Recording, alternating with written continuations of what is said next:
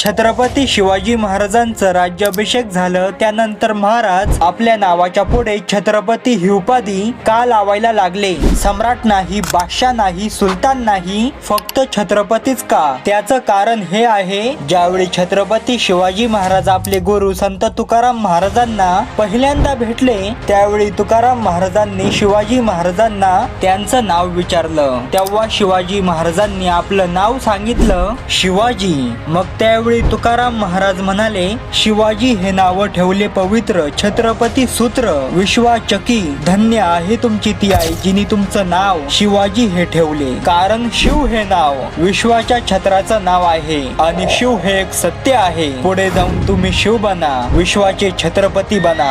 आणि ज्यावेळी 6 जून 1674 ला महाराजांचं राज्याभिषेक झालं त्याच दिवसापासून महाराजांनी आपल्या नावाच्या पुढे छत्रपती ही उपाधी लावली।